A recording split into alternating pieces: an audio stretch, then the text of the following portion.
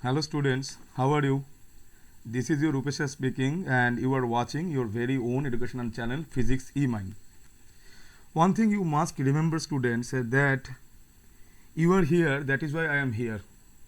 So keep commenting, okay, so that I can understand that whatever I am teaching you can understand something out of this. So feedback is very much necessary, okay students.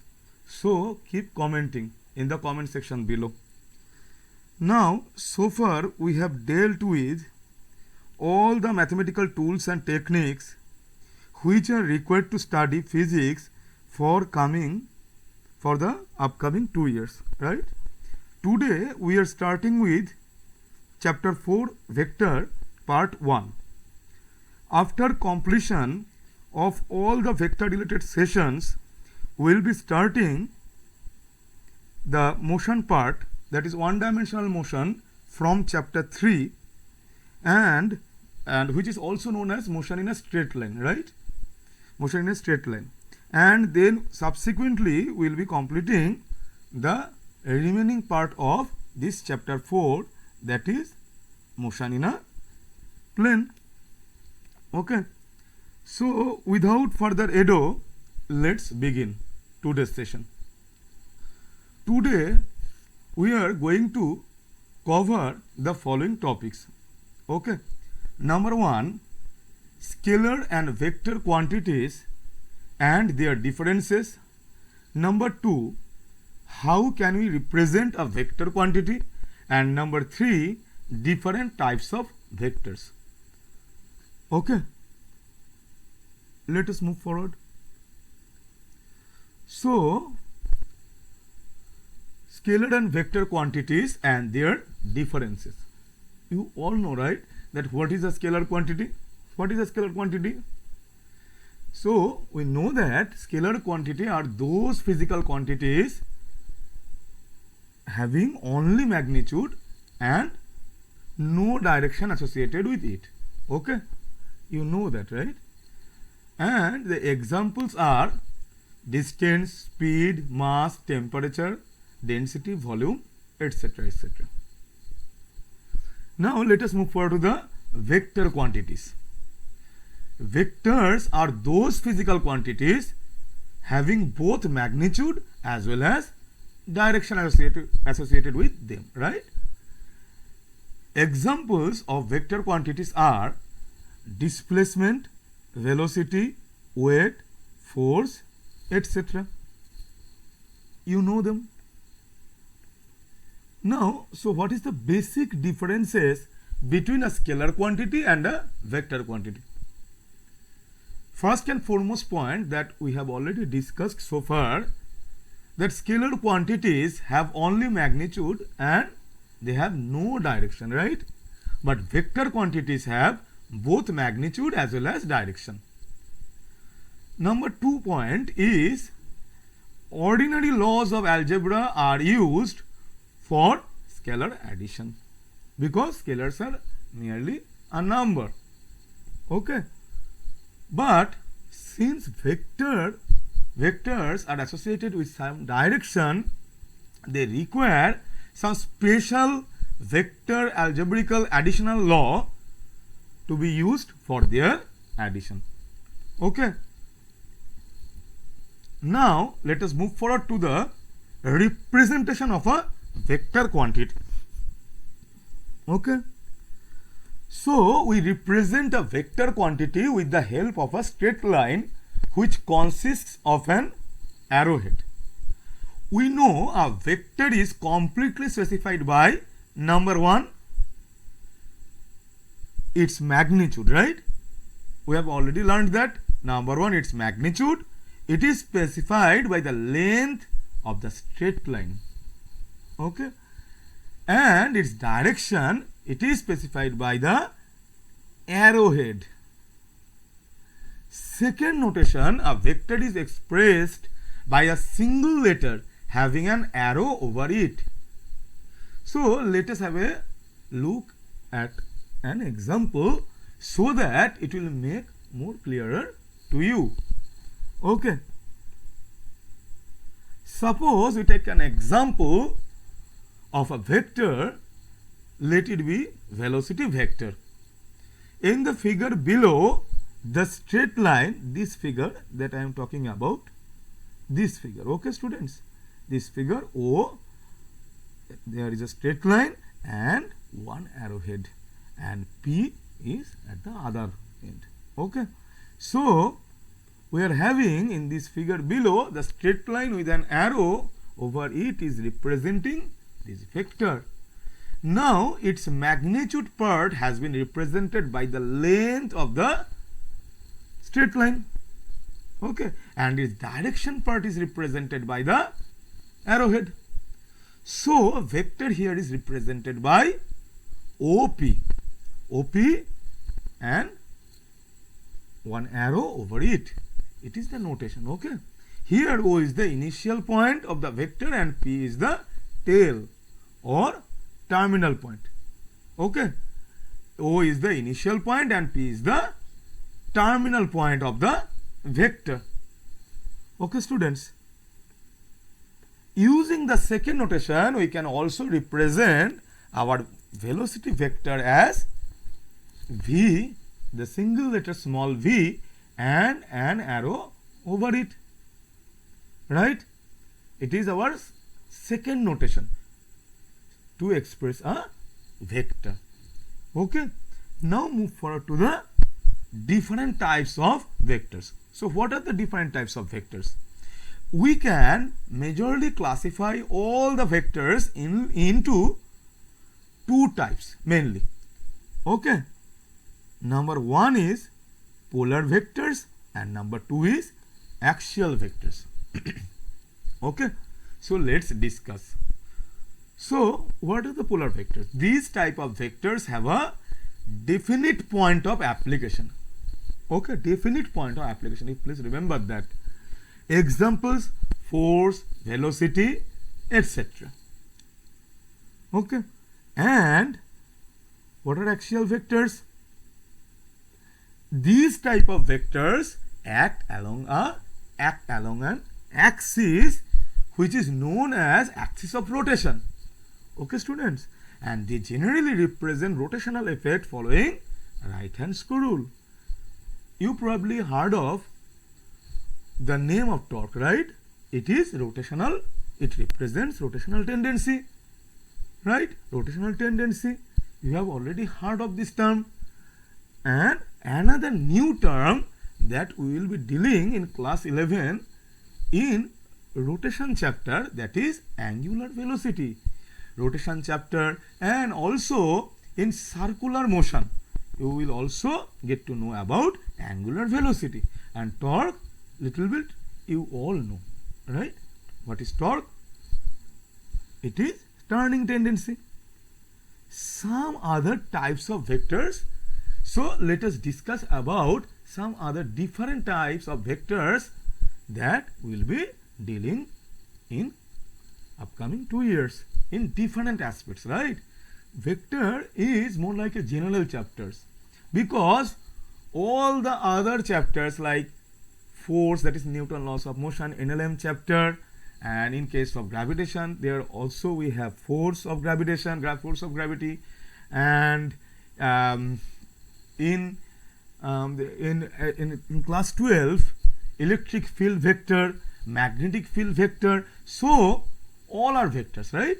So you must know about all these type of vectors so that we can easily move forward to those chapters topics, move forward to those chapters notions and concepts, right?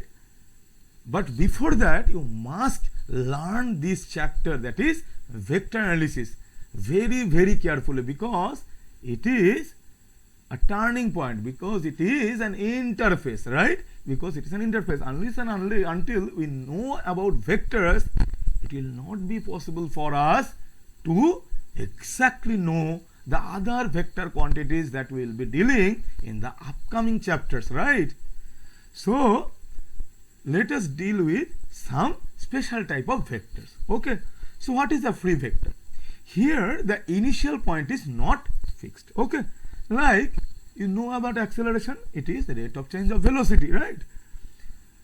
acceleration of a moving particle. It is a free vector. Okay, because here the initial point is not fixed. Okay, students. And another point, another type of vector is fixed vector. Okay, first one is free vector, second one is fixed vector, just opposite to the first one. It has got its initial point fixed at a certain point. Okay, now let us take an example. Position vector is a fixed vector since its initial point is always fixed at the origin of the frame of reference. Frame of reference. What is the frame of reference? Frame of reference is a framework with respect to which we can determine all the position, displacement, and other types of vector relations, with the help of it. Okay, students. So suppose let us consider, I am asking you what is the distance, what is the displacement of u right now. Now you may ask me, sir, you are wanting to know from me that what is the displacement, but from which point do you want to know? In that case the point of reference arises, right? So if now I am saying you that you need to find out the displacement from a specific point. Suppose let us take one example. Suppose I want to know your displacement from a particular point on a wall of your home. That is, so now the displacement from that particular point and displacement from another point, that is from another floor of your house, it must be different, right? So you need to first fix the point of reference, frame of reference, so that all the other discussions have their relevance, right? Otherwise it will be meaningless, right? So what is the position vector? This type of vector gives us the exact position of an object with reference to the origin of a coordinate system. Right here, we need to specify first a coordinate system, which is frame of reference, right? And we can compute the exact position of an object with respect to the origin of a frame of reference, right?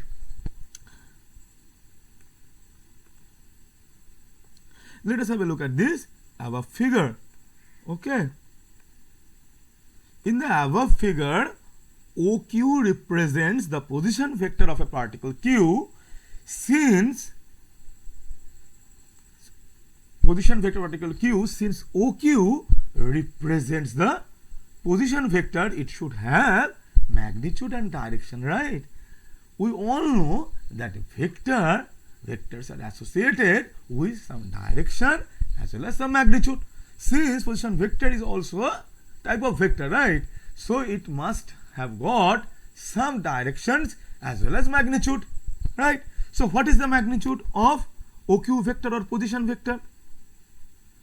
Here the magnitude is represented by the length of the position vector OQ, right? Length of the position vector OQ.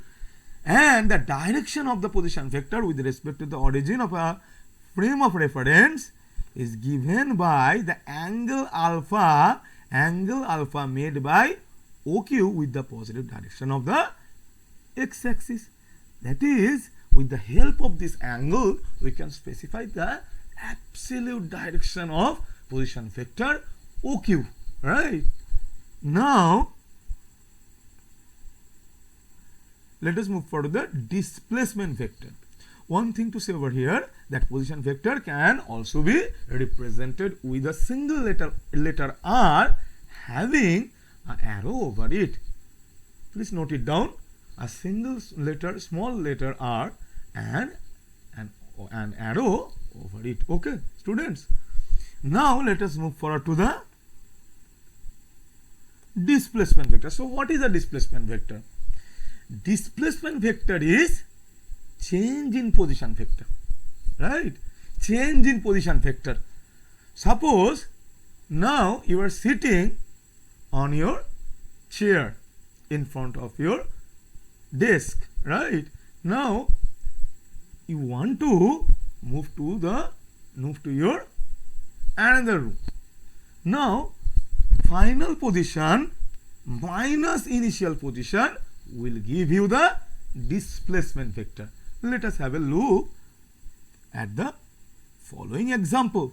Now by the phrase in change in position vector, we not only mean the magnitude, also the direction of a position vector, because displacement vector is also a type of vector, right? So changing a position vector doesn't only require to magnitude change, rather the direction may also change, right? Students, let us assume at time t1 the position is represented by position vector OS with respect to the origin O of this xy plane. Here xy plane is frame of reference, right, and O is origin.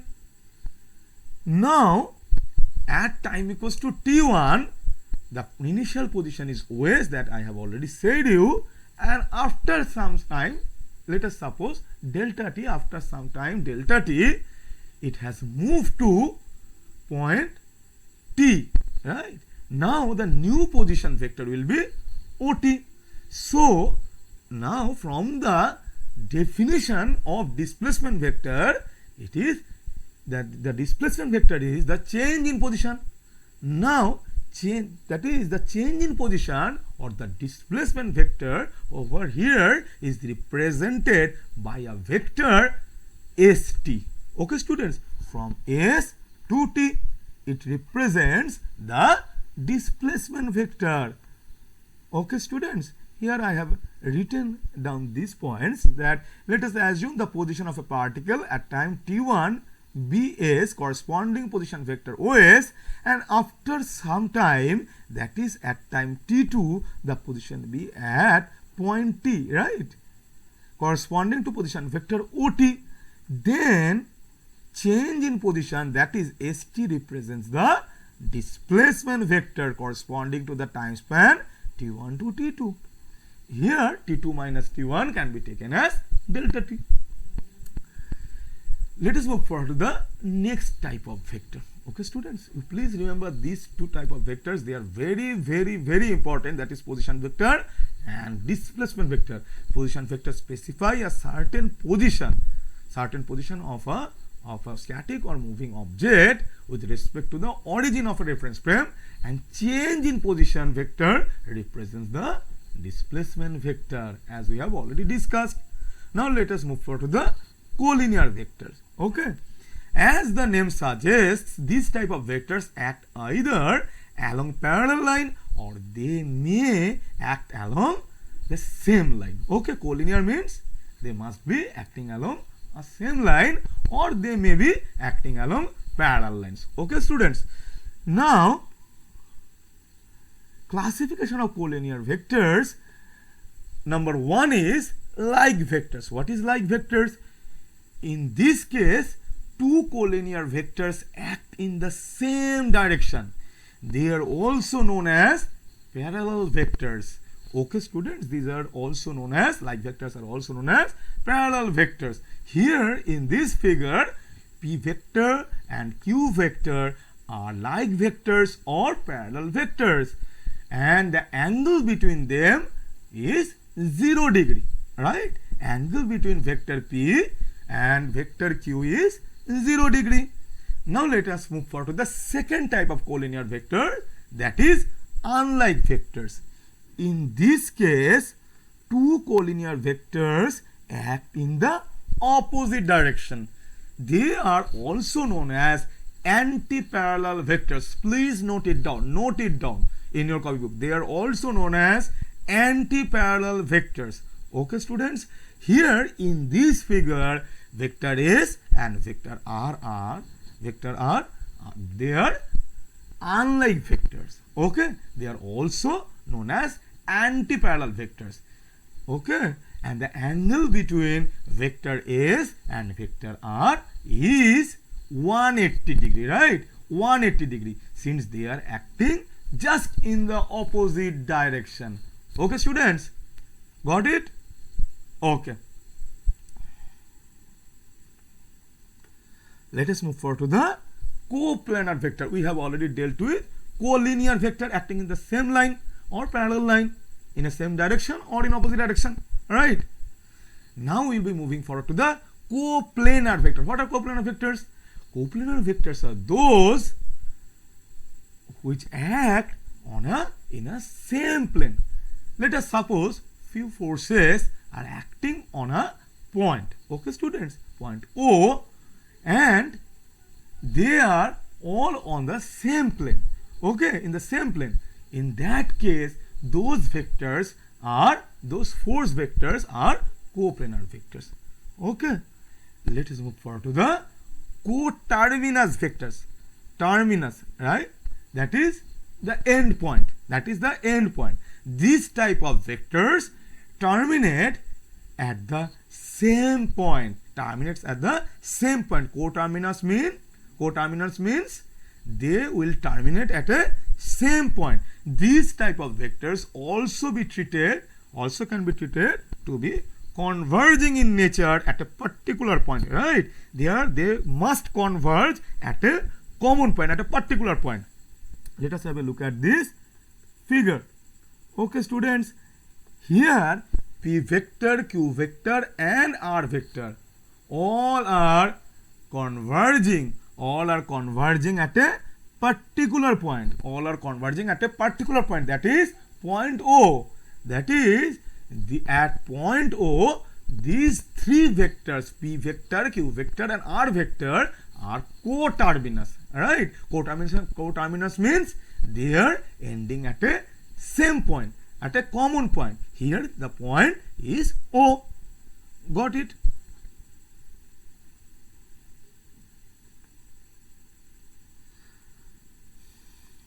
Now let us move forward to the co-initial vectors.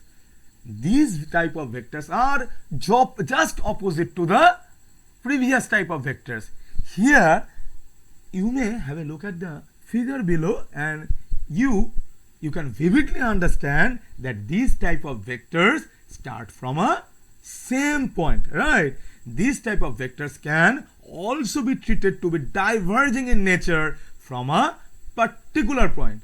They are diverging from a particular point. Here three vectors u, v and w, these three vectors can be treated to be diverging vectors at point O, and they are co-initial vectors with respect to point O, right? Because they are all starting from point O, right, students?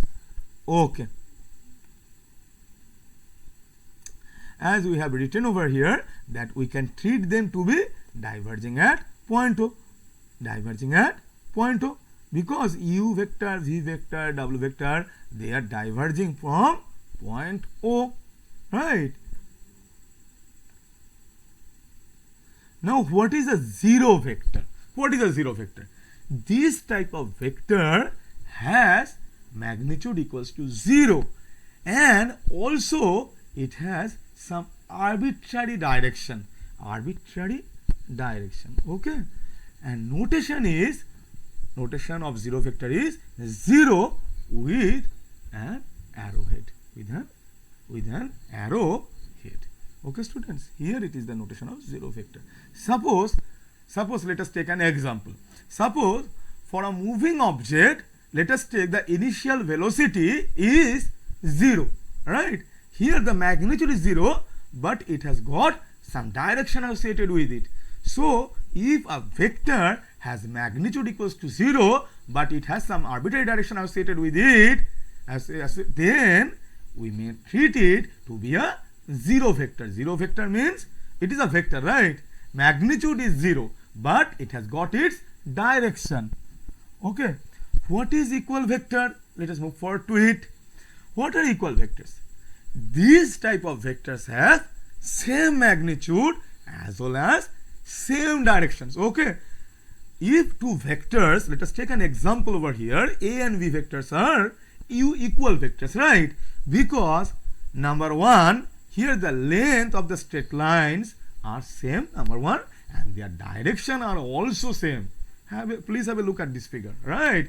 So here the magnitude is same, number two, direction is also same, and then only we can say that A and V vectors are equal vectors. Okay, equal vectors. For two vectors to be equal, number one, note down, number one, magnitude, number one, magnitude to be same, number two, direction must be same. Okay.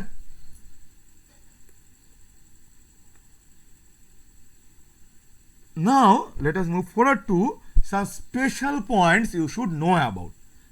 Number one, if a vector A has the same magnitude that of vector B, but the direction of A is just opposite to that of vector B, then we can say that A vector equals to minus B vector and vice versa. Okay, students, that is here A vector is negative vector of vector B and also B vector is negative vector of vector A. That is why we have said it vice versa, right? Let us have a look at this figure. Vector A and vector B, they have the same magnitude, but their direction is just opposite to each other. They are anti-parallel vectors. Okay, so negative vectors are anti-parallel, special type of anti-parallel vectors must be having the same magnitude. Okay, students, please note it down. Note it down that negative of a vector must be anti-parallel vector of the concerned vector, anti-parallel vector, right? Why? Because the angle between them is 180 degree, because they are opposite to each other. Okay, here I have mentioned that V vector equals to minus A vector. Here it is also true that A vector is minus B vector, like I have written over here, right, students? Now let us move forward to the second point. The magnitude of a vector is known as modulus of a vector. Note it down. The magnitude of a vector is known as modulus of a vector. Here these are some points you must remember, you must learn. Okay, students, you must learn. So the magnitude of a vector is known as modulus, right? Modulus of a vector. So it must be a scalar quantity, magnitude part only, right? Magnitude part, and it is not associated with any direction with it. It has got no direction associated with it. Okay, so modulus of a vector P can be represented by this sign, that is mod P vector. It can also be represented by only the letter which represents the vector part. Okay, here if we take the vector P, then the mod P will be the modulus. Okay, we can also represent it by single letter P. Let us take another vector, velocity vector V with arrowhead. The modulus of vector V is represented by mod V vector, which is only V. It represents speed. Okay, students, in case of displacement vector, it is distance. Okay, students. Now, what is the unit vector? What is the unit vector? Okay.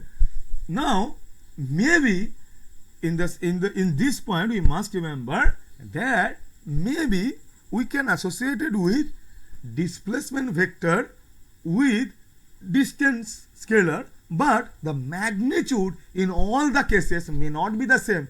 So you should treat it to be the modulus of velocity vector, modulus of velocity vector, because in case of if you take the speed, then the magnitude may differ. Magnitude may differ. In some cases we will be dealing with that.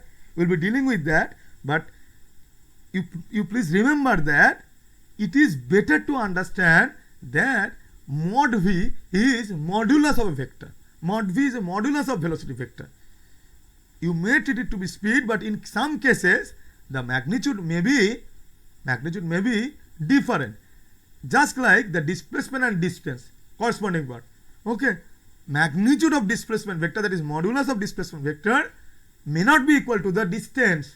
So you may consider it to be the magnitude part. Okay, only magnitude part, discarding the direction associated with it. Okay, students, please remember that it is better to understand like that you must remember that you just remember that you must say it to be the magnitude of some vector. It is better to say. Okay, students, in the later chapters you'll get to know in different cases the magnitude of displacement may be differing from the distance. Okay, in the first place I have told it to you because of your simplicity, so that you can grasp it in the first place. But I have already mentioned that you must remember that magnitude may differ in some cases. Okay, I have said a lot about these topics in the previous lessons. You will be dealing with that, but for now, as of now, you just remember that you take it as modulus. Okay, modulus, magnitude part, only magnitude part. Okay, and you pronunciate as like that, magnitude of velocity vector and modulus of velocity vector. It is better to say like that. Okay, students. Now, what is a unit vector? It is a special type of vector, and we will be dealing with different types of unit vectors in our later sessions in different aspects. Right, in different aspects. In class 12 also, in different vector associated parts, we will be dealing with unit vectors, because whenever there is a vector, there must be a vector having magnitude 1, but the direction same that of the concerned vector, and that type of vector is unit vector. So what is a unit vector? A unit vector is defined as a vector having magnitude unity and the direction of which is same as that of a certain given vector. Unit vector is, you must remember this point, students. You must remember unit vector is unitless, number 1, and number 2 is dimensionless. Number 1 unitless, number 2 is dimensionless. Let us assume a vector P. Okay, students, we need to find out a unit vector along the direction of vector P. Let us represent the unit vector along vector PB, P cap. Okay, students, this notation is known as cap or hat or caret, whatever you can say, caret, C-A-R-A-T. Okay, then we can represent this unit vector as follows: P cap equals to vector P by modulus of P. Modulus of P. Okay, the P vector, P cap vector, rather P cap vector, unit vector acting along vector P, P cap vector equals to vector P divided by mod P. P cap vector equals to vector P divided by mod P. Okay, students, note it down. Or we may just write P cap equals to vector P by P, as mod P may be written like only P. Mod P may be written like only P. So we are having P vector equals to, just cross multiply it, and we will be having P vector equals to mod P into P cap. Mod P into P cap. Okay, now that's all for today, students. Okay, and we will be dealing with other parts of vectors which are very essentials in the upcoming parts of vectors. Okay, so stay tuned with this educational channel and keep studying, and till then, bye. Stay safe, stay home.